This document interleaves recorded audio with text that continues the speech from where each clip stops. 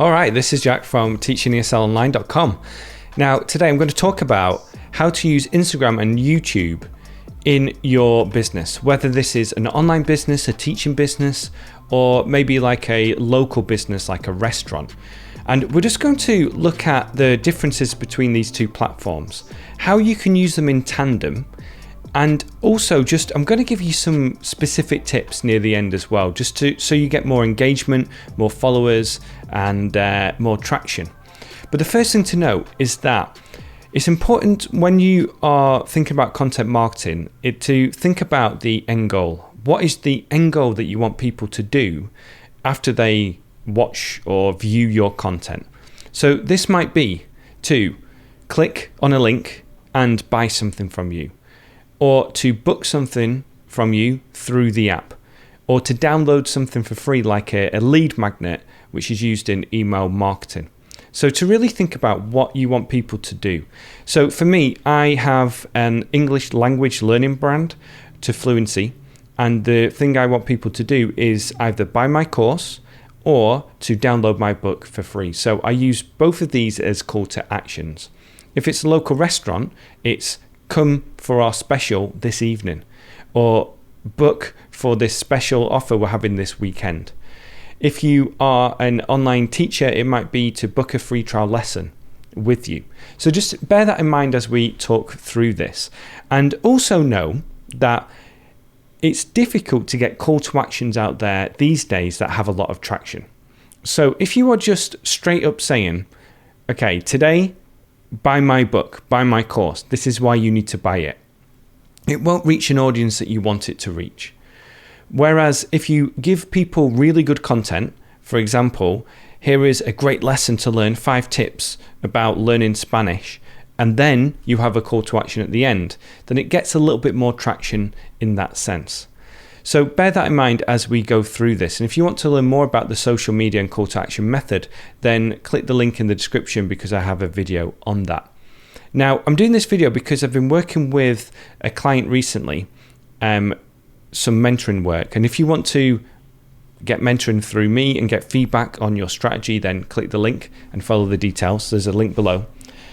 But we talked about YouTube and how to grow a YouTube channel, and also how to get more traction from that YouTube channel. And we ended up talking about Instagram and why it might be a good idea to start an Instagram account. Now, straight off the bat, the biggest difference between these two platforms, and this is changing somewhat, which I'm going to talk about later, but YouTube is more long form content, more polished content, and it is evergreen, which means that if you make a video today, it could be searched for and found in 5 years from now. So I made a video last year and it's still getting 2,000 views a day. And every now and then it spikes to 5,000 views a day and then goes back down to 1,000. I made a video on test your English language level. 5 years after I made it, it just popped and just went viral. So it's more evergreen in that sense. Whereas Instagram is more quick content that people will watch today on their feed, but it won't come up in their feed next week, 2 weeks, a year from now. So it's more quick form content, easier to make, but it won't have those long legs as YouTube. So you might be thinking, okay, well, it's maybe good to use both or maybe one. And the reason I'm bringing both these platforms up because I think they're really useful when it comes to thinking about your strategy. Another way to think about it is evergreen content might be to write blog posts on your website, and then the search engines will pick this up, and then 5 years from now, people are still finding your articles on the web because you follow that evergreen strategy using Google. Whereas again, Instagram, quick, you make a video today, it gets so many views today, it drops off tomorrow, it drops off on the 3rd day, and unless it gets picked up as like the Explore, which is bringing some evergreen content back, but still the Explore feature is new videos. It's not really bringing up content from years ago. So hopefully that makes sense. YouTube, evergreen content, more long form, more polished. Instagram, more for today, but better engagement in certain ways. And you can create short content. And then again, think about all this in mind, create content on Instagram and YouTube, and have a call to action so that people take action with you. So hopefully at this point you're thinking, okay, which one should I focus on? Which one is going to work for me? And there's also different platforms like Facebook, there's LinkedIn, TikTok as well, which is really important. It's just something I've not really delved into as yet. But you can think about TikTok as also one of those, similar to Instagram in that sense. Now, Facebook has a strange role these days because people aren't using it as much for marketing. But if you're going to use Instagram, you can just post your Instagram post to Facebook, and there's absolutely no harm in that. You can link it to your Facebook page. All right, so let's dive into Instagram first. Now, there are different ways to post content on Instagram. There is your feed, where you can post pictures and photos, and carousels, which is where you put a few different photos or videos at once and people can swipe through. And just a key tip here, those lead to higher engagements, which then lead to Instagram pushing that content out to new people.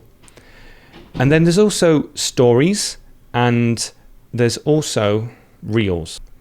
And Reels is the TikTok equivalent, quick videos, music, effects, etc. Now, the main feed is still gaining a lot of attention these days. So I talked about Instagram over the last couple of years and more, but it's just really, the attention is still on Instagram for quick videos, for pictures, etc. Now, let's just say, I'm going to give you a couple of examples. Let's say you are a Spanish teacher who teaches online.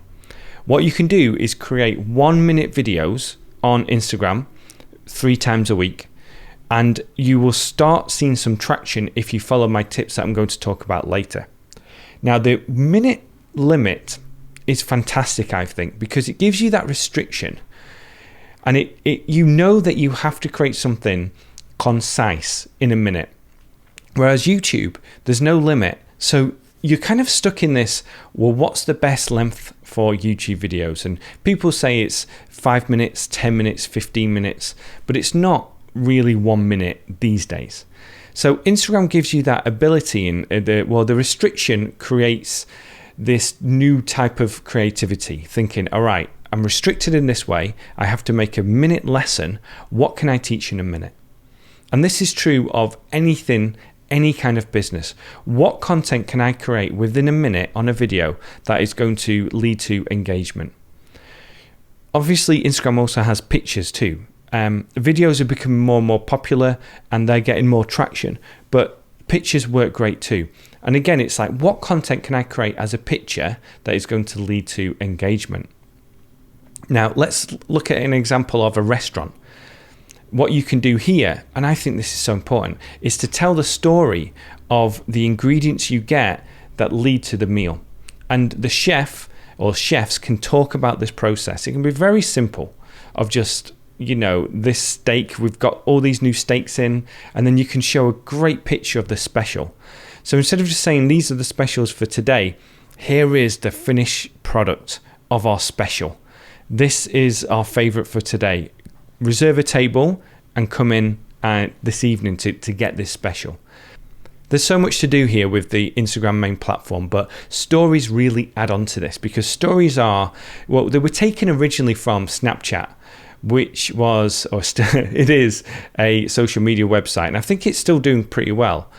That just basically its unique selling proposition was stories. So you could Snapchat each other, but on your public feed, you could create stories just like Instagram stories that people would consume that content. And Instagram just said, hey, look, this is working, this is amazing, this is great, let's just do the exact same thing. So they did, and it's proved to be very, very popular. In fact, I stopped using Snapchat and went over to Instagram solely once they introduced those stories. Now, stories only last for 24 hours. There's an abundance of stuff you can do with it. But let's just take the restaurant example again. You tell a story. I like to do stories in numbers of 3, where you start with one thing, lead to another, and then end it on the third. So again, looking at the restaurant, it could be, here are our ingredients that we've just got in, fresh from the market. Step 2, story, showing someone cooking these ingredients. Step 3, here's the finished product. Or step 1, thinking about what specials we're going to make today. let's look at these on step 2, and then step 3. This is a special that we have going on in our restaurant today. So stories are just a great way to get out that content. People like looking at it, and because it's all done on a phone and it's all done in portrait mode, there's no need to think about how am I going to get the production value correct here. If you have a phone, you can create stories. And obviously with stories, there's not just pictures and videos. You can go live. There's some fun stuff you can do. You can do different layouts. You can do boomerangs. You can do multi-capture. You can do filters, hands-free. So many different things. You can do quizzes. You can do polls, etc. And I like the quizzes and polls because it's that engagement. People feel engaged.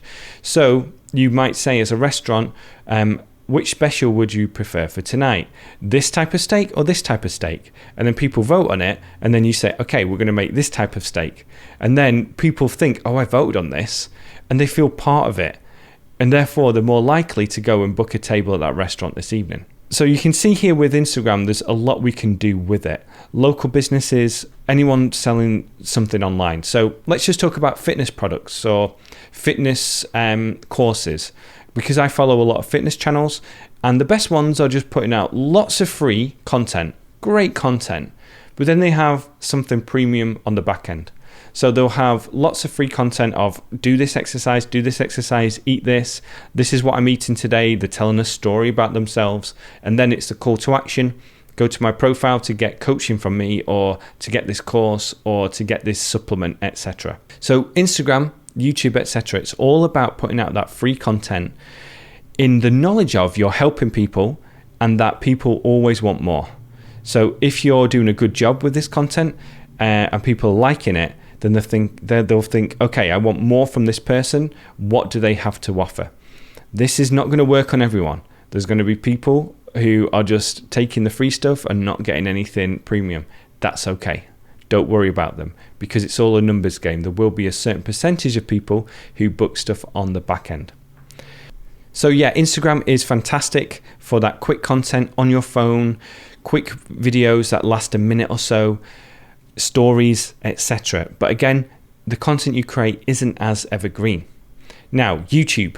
Let's talk about YouTube before talking about how to build your audience on both these platforms. So YouTube has been around for a long time. It's the leader when it comes to video content. Still is a leader. Other ones are catching up, but in terms of just minutes viewed on the platform, YouTube is still number one. Now, just a quick note here, YouTube is trying to introduce features that other social networks are using, and they're trying to get in on this mobile, quick video content craze. So they've done this first by creating YouTube stories, which, if it sounds like Instagram stories, you are right. It's exactly the same. Originally came from Snapchat. And they've also started something called YouTube Shorts, which is trying to take the TikTok style video and use it in that way. It's only available to certain creators right now, so you might not see these at all on the YouTube platform. But I've also noticed a feature on their mobile app where they're trying to push short videos. So there'll be a little section that says short videos and stories on YouTube. And they're trying to push that a little bit more because, again, it's that mobile quick video thing that is winning the market right now. However, long form content on YouTube still works great. I don't think this is going anywhere anytime soon. So YouTube is the king of that longer form content as a video. And I'm finding it to be very evergreen still. So on my YouTube channel to Fluency, I'm just looking now, I have 407,000 subscribers. I've made a video a couple of weeks ago about a podcast similar to this one. It's had 40,000 views, lots of searches. I've had videos that have reached 1 million views when I made them in 2015. The evergreen content is still there. People find your content when it comes to evergreen through browsing the homepage, not subscriptions, but browsing the homepage and YouTube recommendations. Those are the two main ways. The third way, which is another way, is through YouTube search.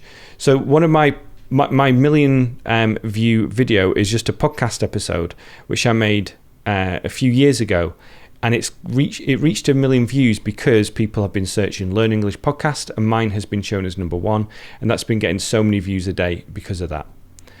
Now, in terms of creating content on YouTube, again, it's all about creating that free content that people are going to like, people are going to enjoy and consume.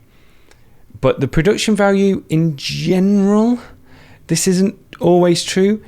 It's higher than Instagram. Now, there are people and channels who are filming on their phone still and getting great views and great content. But the channels that really go into that other stratosphere, they have different types of production values where they're using a decent camera, they're doing some video editing, some cuts, they have a good microphone, etc. But when you get started on a YouTube channel, start with what you have now and get more equipment as you grow. Because what I find is some people think, all right, I'm going to start a YouTube channel. They spend $1,000 or more on equipment. They spend hours and hours and hours creating the videos, editing, learning as they go. They create one video a week for about 6 weeks and find that what they're doing isn't gaining enough traction for the work they're doing, if that makes sense. So I'm a big fan of starting with what you have now, cranking some videos out and improving as you go. And this is like a journey for people to follow as well. Okay, so that's the main difference in terms of the content you create. Instagram, quick content on your phone. YouTube, more production value, longer form content, and it's more evergreen. Now, when it comes to gaining subscribers and followers, okay, the best advice I can give you right now, if you're starting out, is to connect with other people who are in your niche, in your industry, share their stuff, and connect with people and collaborate. Instagram makes this a lot easier to do because you can share other people's stuff in a story. So I've worked with some people on Instagram and I've told them this strategy and it's working great for them. And it's worked great for me in the past as well when I've used this strategy. If you are, let's say, a restaurant in your local area, one way that you can get more followers and traction and audience and just greater reach is for you to share posts from other restaurants, but also bars and breweries and shops and anything else in that entertainment leisure industry, and share them as stories. So for example, let's say you are a restaurant owner and you have a taco shop or a taco food truck. You can share specials from a brewery in your story. Or you can share a new boutique opening in your area. You can share a different restaurant, let's say pizza, and just say, hey, if you don't fancy tacos tonight, if you want pizza instead, check out this great local pizza restaurant that's just opened, or our friends over at the pizza place. That does a couple of things. It shows that you are part of that community and you want to share that community. But also, that's going to do amazing things because once you share other people's content, they're likely going to share stuff of yours too. It's that reciprocity principle. If someone gives you something for free, then you feel like you need to give them something back. If someone has you over for dinner, you feel like you need to have them over for dinner as well. And this works for content marketing too. So let's say you're an online teacher, an online Spanish teacher. You can share other Spanish teachers and what they're doing. From small accounts, big accounts, it doesn't matter. And then this works in a couple of ways. Instagram is going to link your account to those accounts and say, all right, well, similar people are following both accounts. But also, again, those other accounts might share your stuff too. It is the fastest way to grow, especially early on, because when you're first getting started, it's difficult to get the ball rolling. I talk about this like pushing a boulder up a hill. You really need to push that up, and there's a lot of effort going into building that audience. But once you start gaining followers and momentum, then that leads to new followers and new momentum. And that can really snowball if you do things properly and you're creating good content. So that's why I like Instagram in the early days, because it's more of a platform where you can interact with people and share their stuff. Now on YouTube, if you want to do this is where you can create a video talking about your 5 favorite restaurants in your local area and talk about it. Or if you're an online teacher, you can share your favorite other Spanish teachers out there right now.